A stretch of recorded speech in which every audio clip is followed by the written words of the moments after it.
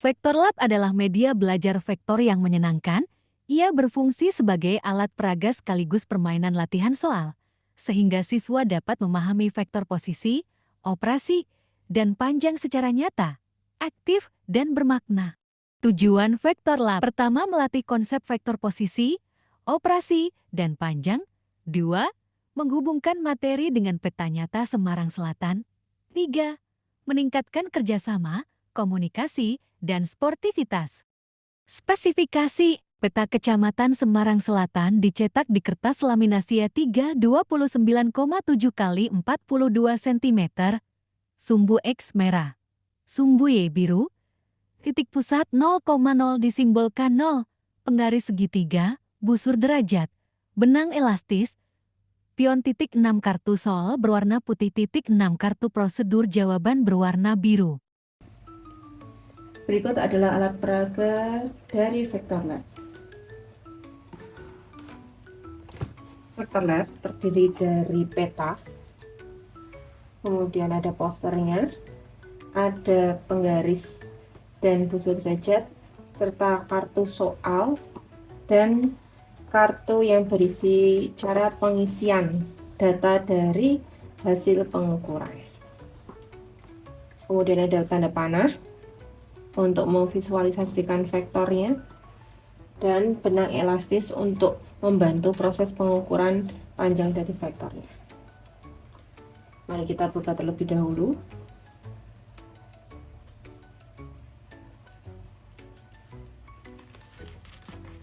Ini adalah poster dari Vektor Lab.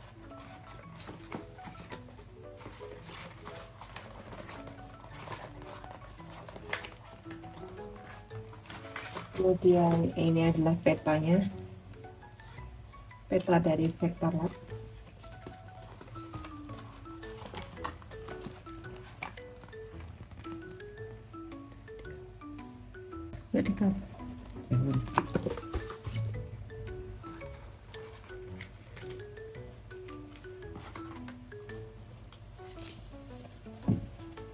Ini adalah kartu soal dengan tiap kelompok berbeda soalnya.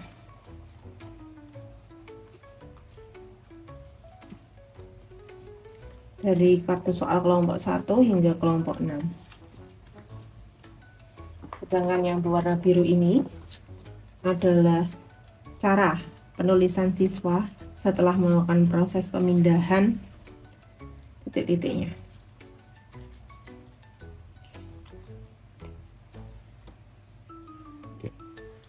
Adapun isi dari poster Vektor Lab adalah ada tujuan, sasarannya, persiapan penggunaannya, langkah permainan, spesifikasi dari Vektor Lab, kemudian ada scoring, penentuan pemenang, materi dan subtopik, dan penggunaan Vektor Lab dalam experiential learning-nya.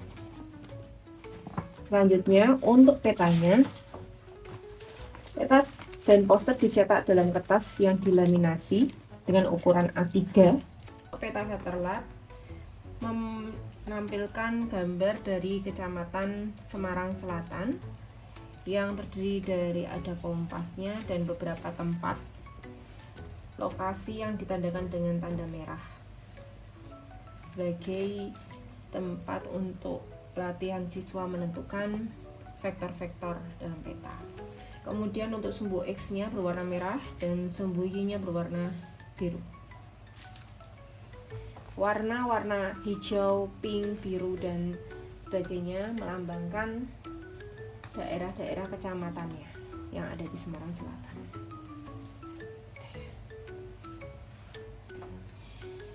Vektor Lab dapat digunakan sebagai alat peraga sekaligus sebagai permainan untuk latihan soal siswa terkait materi vektor.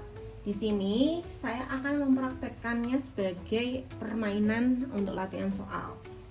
Untuk mempermudah, kita sediakan sebarang benda untuk pionnya. Kenapa membutuhkan pion? Agar nanti siswa tahu tadi posisinya di mana, di tempat lokasinya mana. Nah, di sini disediakan tadi 6 kartu putih dan 6 kartu biru. 6 kartu putih merupakan adalah kartu soal dengan kelompok 1 sampai kelompok 6. soalnya berbeda-beda. Kelompok 1 itu terkait dengan vektor posisi, soal 2 itu terkait vektor baris dan kolom, kartu soal kelompok 3 terkait penjumlahan vektor, kartu soal 4 kelompok 4 itu pengurangan vektor, kartu soal kelompok 5 itu panjang vektor, dan kartu soal kelompok 6 itu kombinasi operasi dan panjang vektor. Nah, kartu birunya itu adalah menjelaskan bagaimana cara siswa nanti untuk melakukan perhitungannya. Jadi ya terkait dengan soal yang ada di kartu putih. Jadi kalau tadi kelompok 1 itu vektor posisi, otomatis yang berwarna biru juga membahas langkah pengerjaan untuk mencari vektor posisi begitu. Mari kita praktekkan caranya. Kita ambil contoh soal untuk nomor kelompok 1. Jadi kita ambil kartu putih kelompok 1 dan kartu biru kelompok 1. Oke. Di sini kartu soal kelompok 1 yaitu terkait dengan vektor posisi. Dengan pertanyaannya, tentukan vektor posisinya komponen X, Y, panjang dan arah sudut terhadap sumbu X positif. Dengan soalnya sebanyak 6, tiap kartu soal banyak soalnya sama. Di sini soal pertamanya terkait dengan perpindahan dari Universitas Dian Nuswantoro ke Tugu Muda. Oke, langsung kita praktekkan. Kita gunakan 2 pion saja. Karena untuk satu soal ini hanya membutuhkan 2 tempat lokasinya saja. Jadi kita ambil 2 pion warna pink sama biru. Yang pertama ini adalah Universitas Dian Nuswantoro, titik awalnya, dan titik akhirnya adalah Tugu Muda. Kita letakkan tepat di titiknya. Selanjutnya kita mencari tanda panah yang mendekati lokasi tersebut. Ternyata tanda panah yang ini, tanda panahnya ini memiliki ukuran dari 5 cm sampai dengan 15 cm. Oke. Selanjutnya mari kita tulis pengerjaannya sesuai dengan yang ada di kartu biru.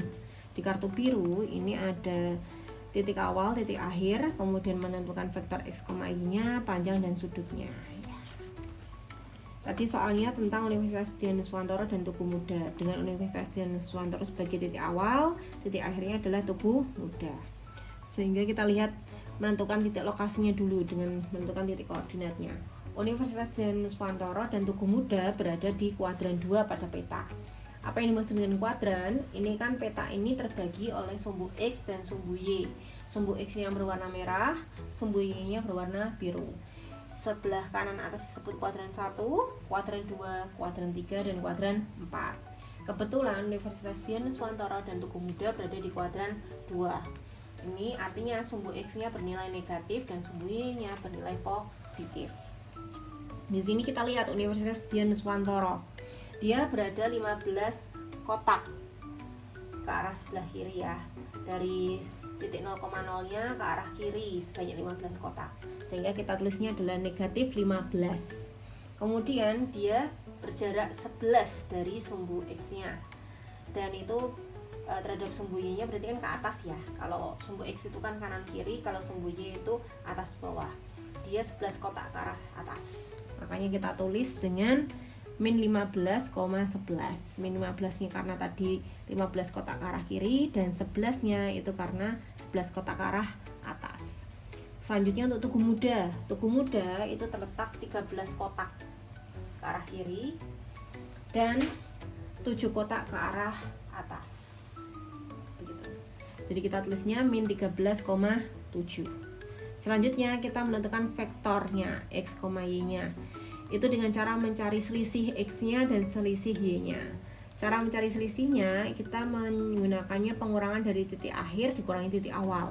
Jadi sumbu X akhir kurangi sumbu X awal, sumbu Y akhir dikurangi sumbu Y awal. Untuk delta X berarti titik akhir sumbu X akhir dikurangi sumbu X awal. Sumbu X akhirnya adalah min 13, sumbu X awalnya adalah min 15. Jadinya min 13 dikurangi negatif 15. Min 13 tambah 15 jadinya 2. Kemudian delta Y, jadi perpindahan sumbu Y akhirnya itu adalah 7 dan sumbu Y awalnya adalah 11. Jadinya 7 dikurangi 11 artinya min 4. Ini maksudnya apa? Kok ada 2, min 4? Kita hubungkan dengan yang penyajian yang ada di peta. 2,4 negatif 4, maaf. Perpindahannya ini dari Universitas Diponegoro ke Tugu Muda terhadap sumbu X-nya dia sejauh 2 petak. Ya, ini 2 petak. Makanya dia tulisnya hasilnya adalah 2.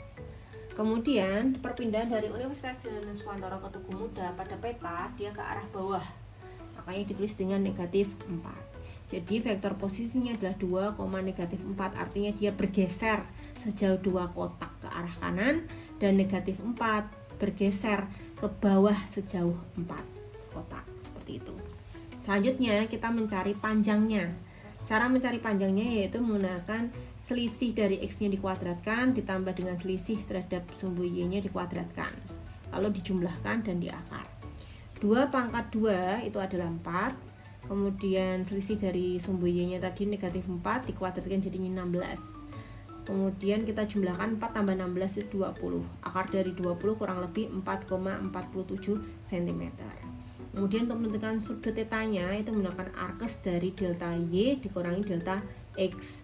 Jadinya arkesnya adalah negatif 4 dibagi 2. Hasilnya adalah arkes negatif 2. Begitu salah satu contoh penggunaan dari vektor lab untuk permainan soal. Kurang lebih juga sama untuk peraga, perbedaannya kalau untuk alat peraga tidak dibagi per kelompok ya. Jadi guru bisa mengambil beberapa contoh soal langsung dipraktekkan ke petanya. Begitu. Penggunaan vektor lab dalam experiential learning mengalami konsep nyata, menjembatani konsep vektor abstrak dengan representasi visual peta Semarang. Berpikir kritis, Hutz merumuskan C3. Prinsip dasar seperti teorema Pitagoras, analisis C4, hubungan arah geometris dengan komponen aljabar, memahami mendalam. Pengetahuan lebih bermakna karena siswa menemukan dan memverifikasi sendiri rumus vektor, tidak sekadar menghafal, tetapi memahami alasan di balik konsep. Demikian presentasi dari kelompok 1. Vektor lab bukan sekadar alat peraga, tetapi jembatan antara teori dan praktik, antara papan tulis dan dunia nyata. Dengan vektor lab, belajar vektor menjadi lebih hidup, aktif, dan bermakna. Terima kasih telah menyaksikan.